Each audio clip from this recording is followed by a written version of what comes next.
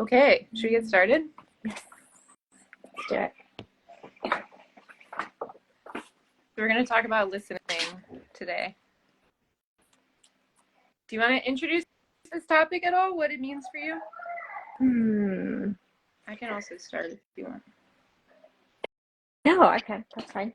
I guess I was thinking about listening in like the context of like energy work sessions, like you and I do, and how I guess I talk about Reiki a lot as like a non-doing because like you're channeling the energy, so you're not really doing anything. But at the same time, like you have to be listening because that person's being is like constantly communicating with you, and the Reiki is also communicating with you. So even though you're like channeling and getting out of the way, it requires so much focus and listening because you don't. I just, especially like working with you and every other client I've had, like every person's body and spirit is really communicative. Like they all have something to say and like things that they want to work on and don't want to work on and things that they're willing to surface and not ready to surface yet. And it's just, to me as an energy worker, it's so important to listen to those things because I think you have a lot of good thoughts on this too, on like consent and like that matters, especially when someone's not like verbally talking to you. Like that's still going on all the time. Yeah, I love that. It makes me want to ask you a follow-up question about like how much you're listening with your ears versus in other ways, and then I also want to bookmark that consent thing and come back to that, or like the actual sort of like mechanisms of listening when we do it, what that's like for us.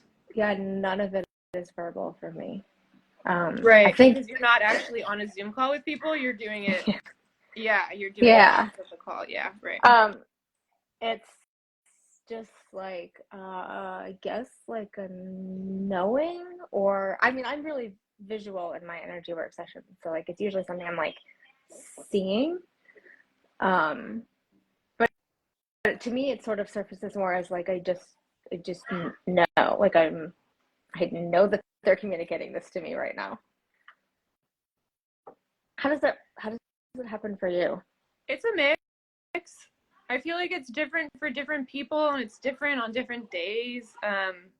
I would like to do the kind of session that you do too, where it's like fully remote, not on a call or anything. But for now, everything that I do is either on a Zoom call or in person, like hands-on work. Mm-hmm. And so that's like part of my discernment too, is like when should I say the thing out loud?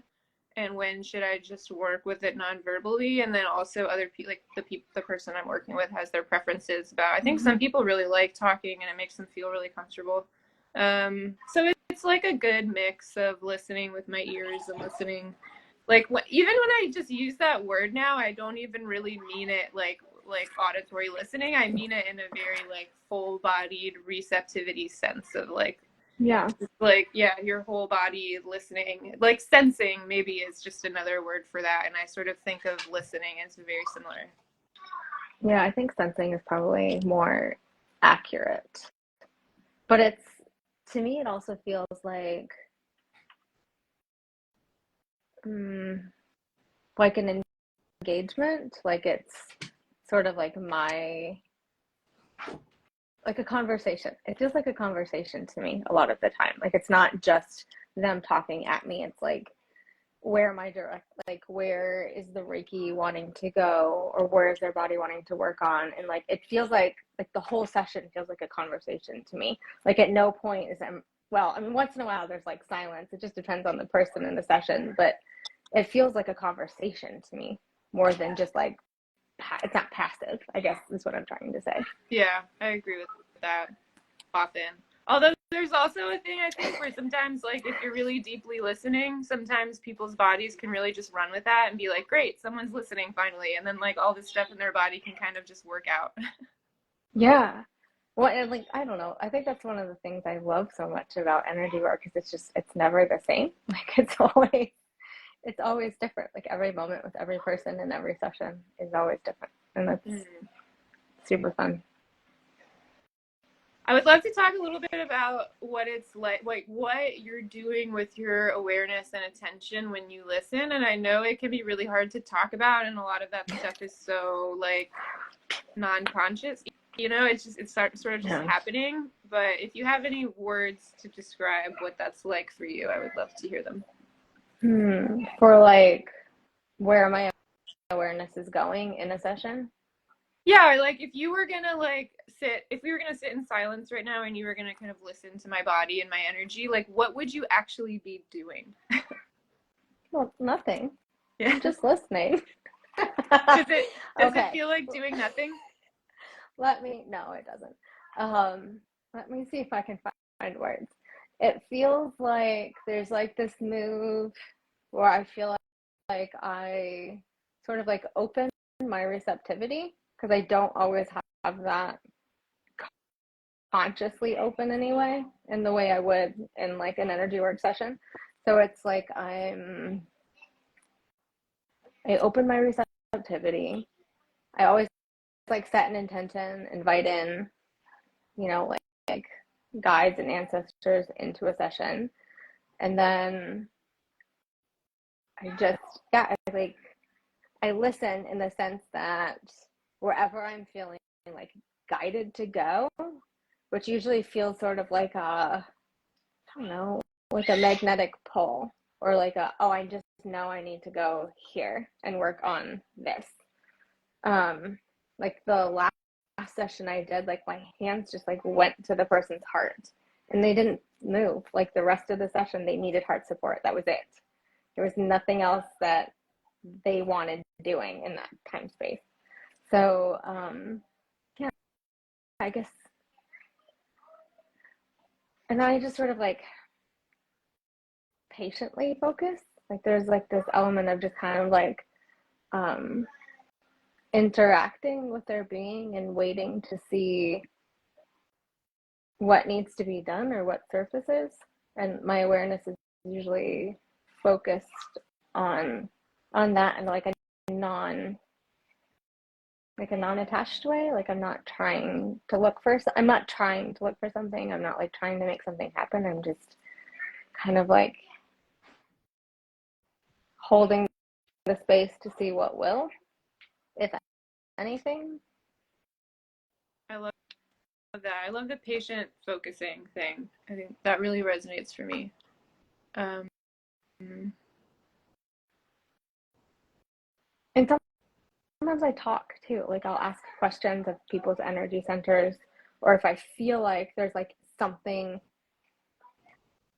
hidden or something below a surface, I'll just ask, is there something here?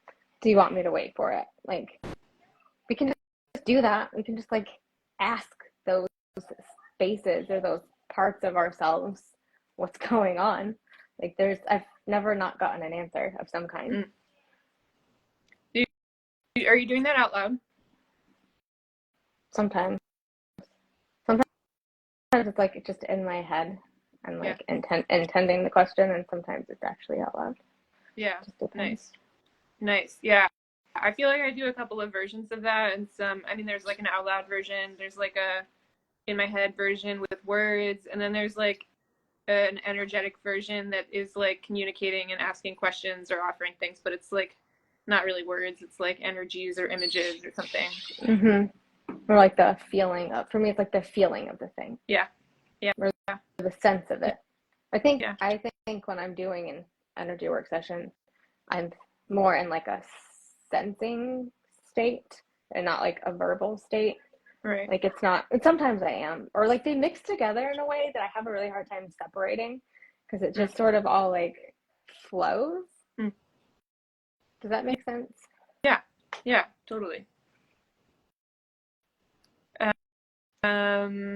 There's a thing for me, if I were going to try to describe my way of doing it, there's a lot of letting go, like a somatic sense of just like letting things go. I remember when I was like first getting really interested in the concept of like listening and receiving, also it felt like there was this image that was really helpful for me. It was almost like I would have these reins, you know, like reins on a horse, that I was normally like holding and doing things with. And for whatever reason, that felt kind of centered somewhere in my chest.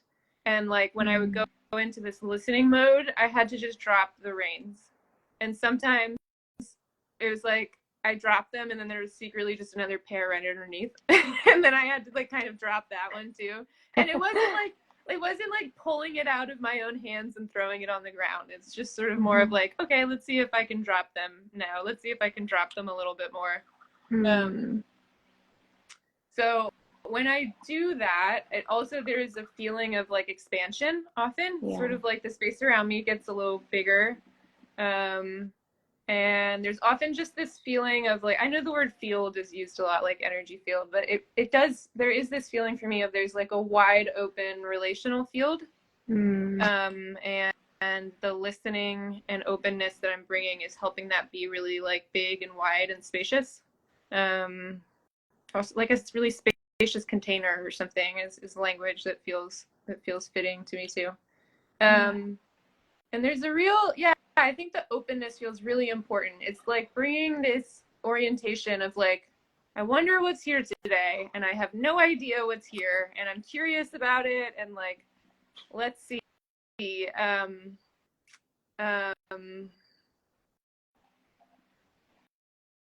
There's also something, I had a teacher who had some really nice specific cues about this. There's also something about not like moving out into it too much.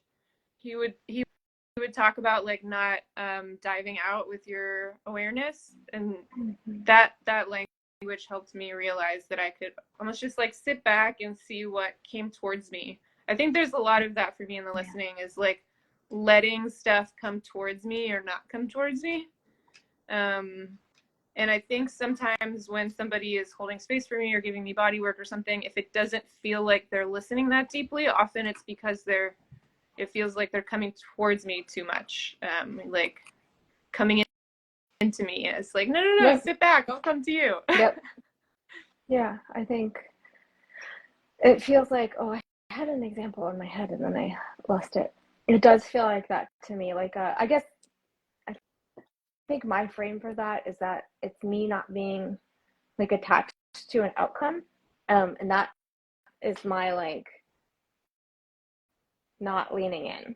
Like if I'm not attached to an outcome, I'm not attached to like them needing to do something or me needing to do something. I'm just here. Like I'm not in. I'm not really out. I'm okay. Like I'm grounded and waiting and sort of like moving with the thing that's happening instead of like making the thing happening or that's what it feels like to me. Because it feels pressury to me to be like, I need this to happen, or I want you to do this, or even when I have people set an intention, I ask them to hold it loosely and be open to what's there, because you just don't know what's going to be ready to be worked with.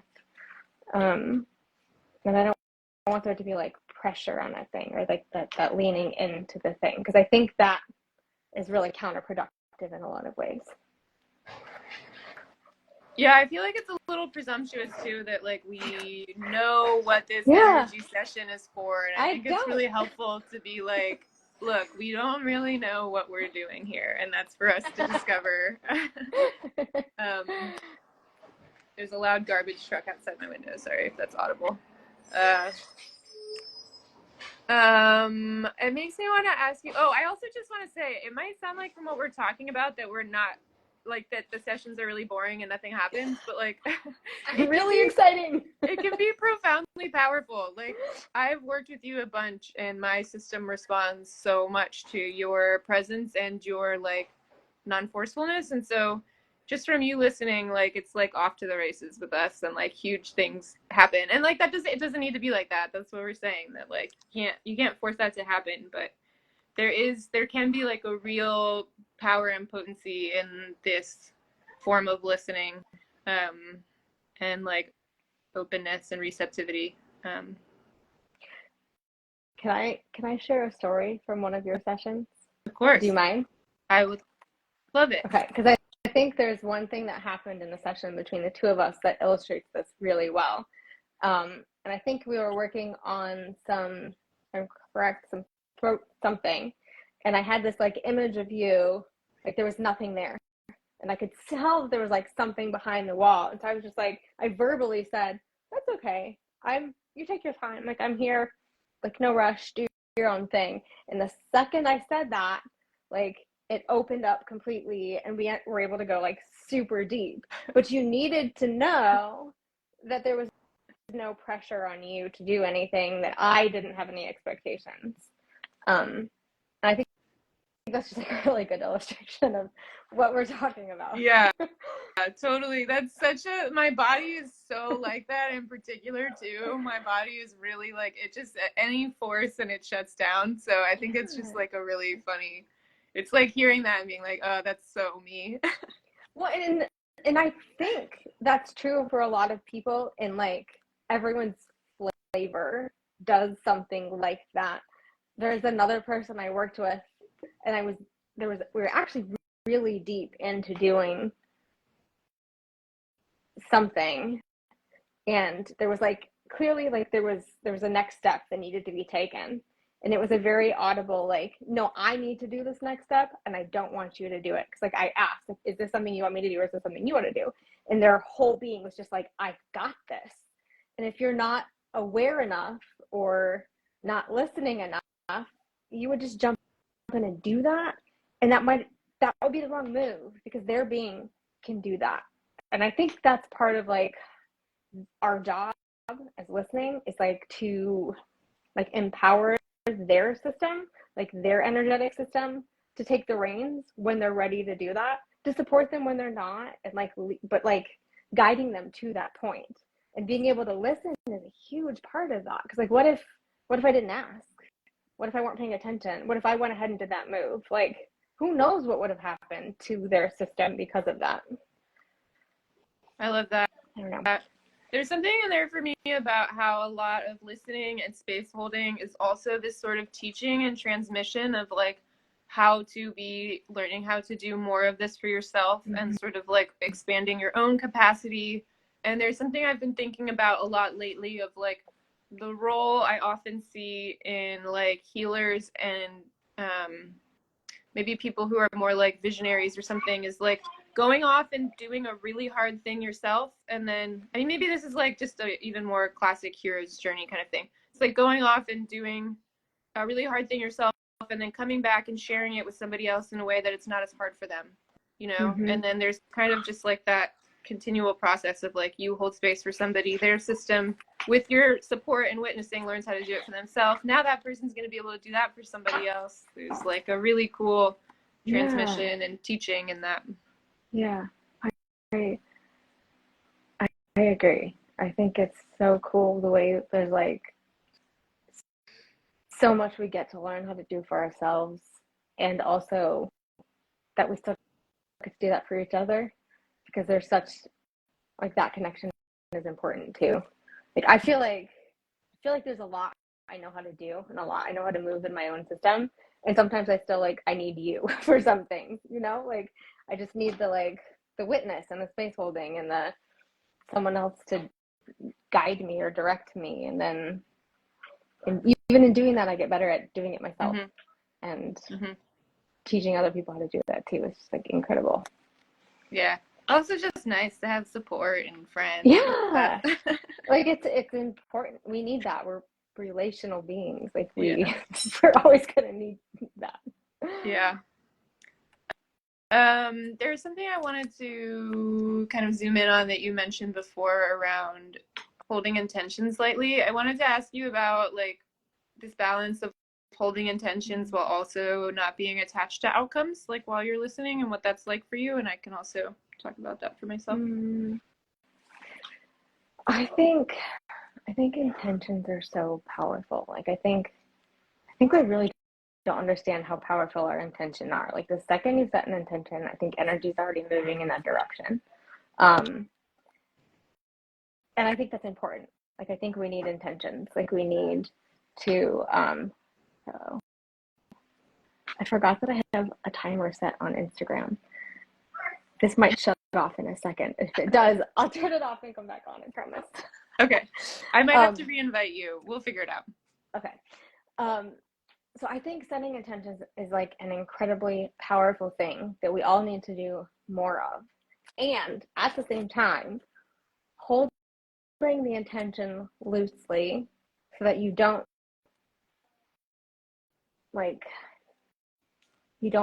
create a block for yourself around the intention. Like, yes, I'm putting energy in that direction. Yes, I am moving in that direction. I want this thing to happen. I'm going to do everything it takes. But also, as other things are moving, it's good to be able to move with them. And sometimes intentions change with more information. And I think that's the like holding the outcome loosely. Like, I'm going to follow what's happening and move with what is, even as I'm holding this intention. But I'm not going to allow it to be the thing that blocks me from moving forward because I'm holding on to it so tightly I can't see anything else. So it's more of just like truly allowing yourself to be with what is, but also having a direction. It's kind of how I think about it. How about you? Nice. Yeah, I really resonate with all of that. It being this sort of dance, and the holding loosely feels like a really nice phrase to kind of capture that, or holding lightly. There's another way that I would say there are intentions that I tend to have throughout an energy session, and that's sort of like a background grounding thing. And then maybe there's also like more surface level intentions or something. Like maybe, like I would say my background intention is always to be listening to like, where is this person's being trying to go and how can I help them get there? And I think maybe that specific verbiage or something close to that I probably got from Bree Greenberg. And I sometimes will sit, like when we first start the session, I sometimes will like drop in and like say that out loud in my head. Not out loud in my head, say it in my head, like as I'm connecting with their energy, like basically just like sitting back and seeing what's coming to me, but kind of floating this question of like, hey, where are you? What's going on with you? And where are you trying to go? Because like everyone's body and being and path is so different that like everyone's kind of going in really different directions and using different like like going about that differently. So trying to really tune into that, and then also this background intention of like curiosity without pushing, which I think, I forget what was the phrase that you used, like patient focus or something. Felt really similar. So that's kind of like a background intention that I would say holding the whole time. And then maybe if they have intentions that they're coming in with, or there's something that I've noticed in earlier sessions that we've talked about, like maybe that then there will also be those intentions sort of on top of that. But those tend to be like more flexible and stuff. Yeah. Yeah, that makes sense.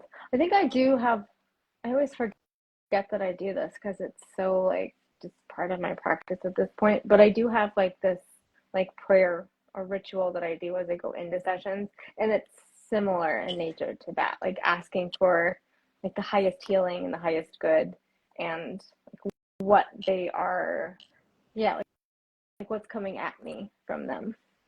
Um, yeah, and then there's like the ever moving one of like an intention they would want to set. Yeah, that makes a lot of sense to me. Nice. Is there anything else about this topic that feels important to you?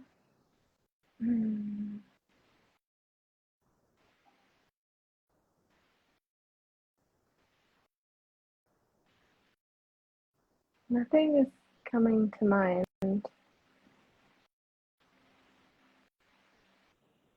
Did you have a bookmark and consent around listening that you wanted to revisit?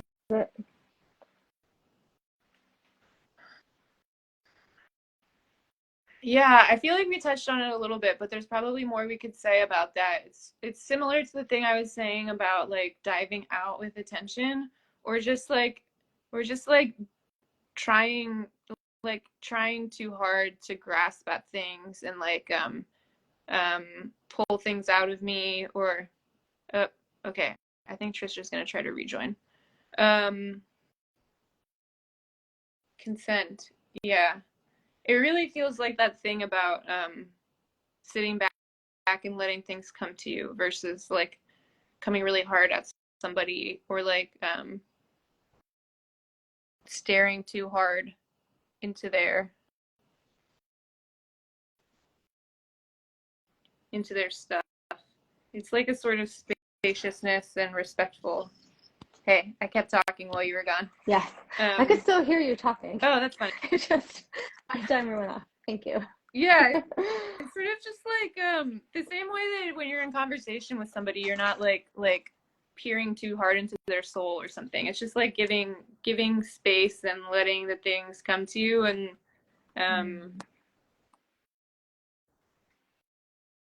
yeah, I feel like it matters a lot where in you it's coming from. Yes. Like, are you demanding something from them? Is it for your own sake because you just like want the session to go a certain way, or do you want to like pull off some like big healing or something? I think coming at it from genuine like curiosity and care and respect tends to just like take care of that, I would say. That kind of makes me like, you really can't have an ego. Like, you have to step aside from ego so much in these sessions, because I think if you do, like, you really run the risk of damaging that relationship with consent with someone else.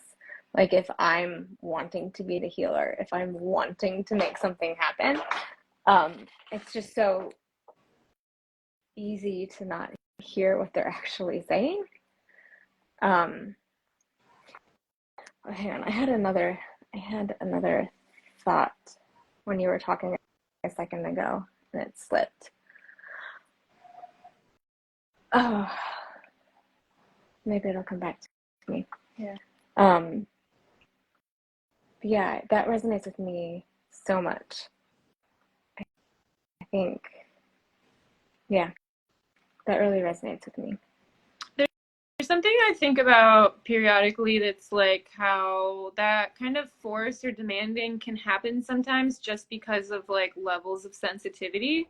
It's like, let's say the practitioner just is not quite as sensitive as the person they're working on, and that's like a whole, it's not really so binary, but let's just say, generally speaking, there's a thing where I think that can happen by accident without meaning to, just because you can't sense into the level at which you are like bringing some force or something. And I think there's just something about like continually improving, you know, like noticing when something like that happened and you weren't aware of it, and then just like integrating that and bringing a lot of humility and like dedication.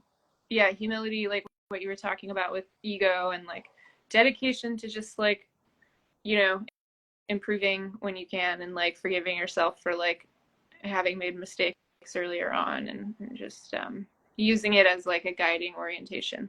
Yeah, it's like, it's having an open heart to being better, to improving, and it's a good opportunity to practice compassion for yourself when you do make a mistake, or when you didn't know, like, not that happens intentionally, but you don't know what you don't know, and some of those things come with time and practice. Like, you just don't know a lot of things until you actually encounter them in the energetic world, you know. I remember what I wanted to say earlier. I think it can be so easy to see more than we're meant to see, like having the ability to just like see the entirety of a person. And I don't think that that's always necessary. And I think that that ties into listening so well, and that like I'm not looking to see everything that's there in a session. I'm just not. I'm listening to see what they want to work on, like what their being is communicating to me, that is ready to be worked on. I'm not looking, and I'm asking them, is there more here? Is this what you're ready to do? And not looking for like every single thing in their being that could be seen, that I have the ability to see, because that feels ick to me. Like that just doesn't feel good to me to do. Just because I can does not mean that I should. And listening is such a big part of that, because it's what they're bringing to me in that session, or what their spirit is bringing to me in that session, and working like with that thing specifically, instead of like everything that I could possibly see about their soul, just feels really unnecessary to me. And I feel like that's like our duty of care to them, to clients, is to not peer into the corners that aren't asking to be peered into. Totally. I love that point. I think that's one of the easiest things in my observations. It's one of the easiest things, and my own personal experience. It's one of the easiest things for people in healing roles to like get overly attached to. There's like a sexiness around, especially like something like energy work that's mysterious, and like it's like, wow, being psychic feels really good. And it's like wanting to be like, show off, like, look how much I can perceive about you, you know? Right. Yeah. And like that's that ego piece. Like, are you gonna give into the ego, or are you gonna choose humility? And yes. That feels like a really important piece to the consent aspect. Do you have any other thoughts? I don't think so. I'm slightly tempted to just do like a little bit of listening with you now and see if there's anything in that we want to share. What do you think? Sure. Yeah, do it. Cool.